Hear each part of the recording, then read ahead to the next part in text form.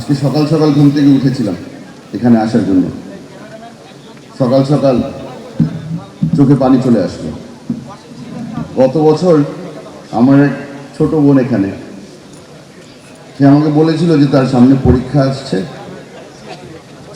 ইনশাল্লাহ তিনি ভালো করবেন, আমার থেকে দোয়া চেয়েছিলেন।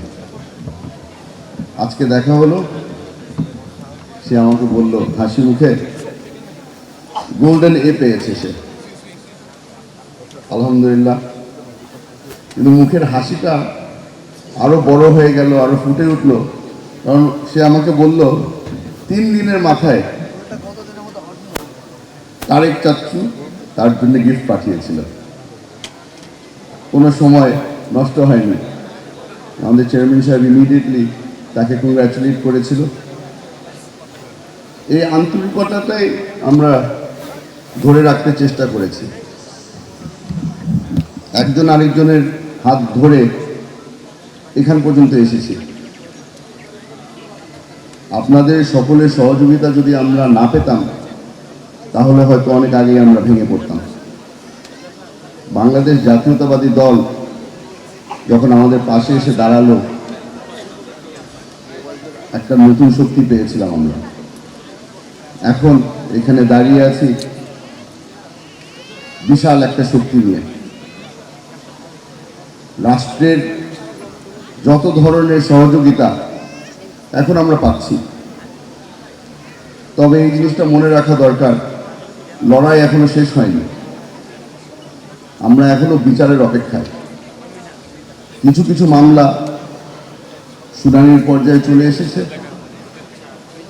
আশা করছি বাকিরা এখানে যারা যারা আছে তাদের মামলাগুলোও দায়ের করা হবে এবং দ্রুত আমরা কোনো ধরনের বিচার দেখতে পাবো। আজকে সকালে এখানে অনেকজনের সাথে আলাপ করার সময় একটা জিনিস বারবার করে তুলে ধরা হচ্ছিল। সকলের একটাই সমস্যা, আইনজীবী নিয়ে। কার কাছে যাবে, কে সহযোগিতা করবে। আমি আজকে আপনাদের সকলকে অনুরোধ করব, এখানে আমরা অনেকেই আছি যারা কোনো না কোনোভাবে কোনো ভালো আইনজীবীকে চিনি। একজন আরেকজনকে যদি আমরা সাহায্য করি, ইনশাআল্লাহ আমরা কামিয়াব হব। এখানে কোনো ব্যক্তি বলতে পারবে না যে তারা এখনো একা আছে। আমরা সবাই একসাথে আছি। সত্যি করে বলতে আমার এখানে আর বেশি কিছু বলার নেই, কারণ মনের মধ্যে এখনো একটা গিল্ট কাজ করে।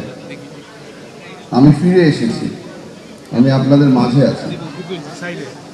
এখনো অনেকেই এখানে আছে যারা অপেক্ষা করছে তাদের স্বজনদের জন্য। আমি আপনাদের সকলকে অনুরোধ করব, তাদের জন্য দোয়া করব। আমরা যারা ফিরে এসেছি, আমাদের একটা দায়িত্ব রয়ে গেছে, আপনাদের পাশে থাকা এবং আপনাদের সাহায্য করা। এই লড়াইয়ের মধ্যে বাংলাদেশ জাতীয়তাবাদী দল সবসময় আপনাদের পাশে থাকবে।